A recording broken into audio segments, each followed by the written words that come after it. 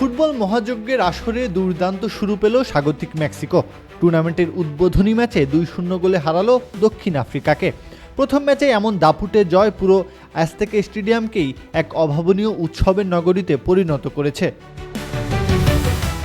উদ্বোধনী অনুষ্ঠানের আলোকসজ্জা আর সঙ্গীতের মূর্ছনা রেশ কাটতে না কাটতেই শুরু হয় মাঠের লড়াই। স্বাগতিকদের আগ্রাসী ফুটবলের কাছে খেই হারিয়ে শেষ পর্যন্ত পরাস্ত হতে হলো দক্ষিণ আফ্রিকাকে। ম্যাচের শুরু থেকেই মেক্সিকানদের প্রবল আক্রমণের ঢেউ আছড়ে পড়েছিল আফ্রিকান রক্ষণভাগে। গোলরক্ষক রনওয়েন উইলিয়ামস যেন একাই হয়ে উঠেছিলেন দুর্ভেদ্য প্রাচীর। Cool body spray, long-lasting fragrance.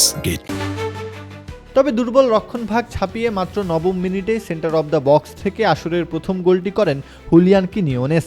পরবর্তীতে একের পর এক অ্যাটাক চালালেও প্রথমার্ধ শেষে 1-0-তে সন্তুষ্ট থাকতে হয় জাভিয়ের এগুয়েরের দলকে। ম্যাচের দ্বিতীয়ার্ধে ছিল আবেগ ও উত্তাপের এক মিশেল। 68তম মিনিটে ব্যবধান দ্বিগুণ করেন রাউল হিমিনেজ। গোল দেওয়ার পরক্ষণেই আবেগাপ্লুত হিমিনেজের চোখ দিয়ে ঝরছিল আনন্দের অশ্রু। এই গোলের মধ্য দিয়েই জয়টা অনেকটা নিশ্চিত হয়ে যায় মেক্সিকানদের। তবে মাঠের লড়াই এদিন ছাপিয়ে গিয়েছিল পেশাদারিত্বের সীমা।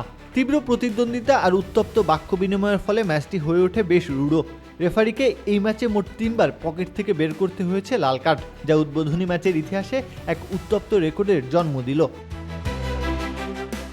সবশেষ 2-0 গোলের জয় নিয়ে মাঠ ছাড়ে মেক্সিকো। নিজেদের আঙিনায় পূর্ণ 3 পয়েন্ট সংগ্রহের পাশাপাশি মাঠের এই অগ্নিগর্ভ পরিস্থিতি এবারের টুর্নামেন্টের উত্তেজনাকেও এক অনন্য উচ্চতায় নিয়ে গেল।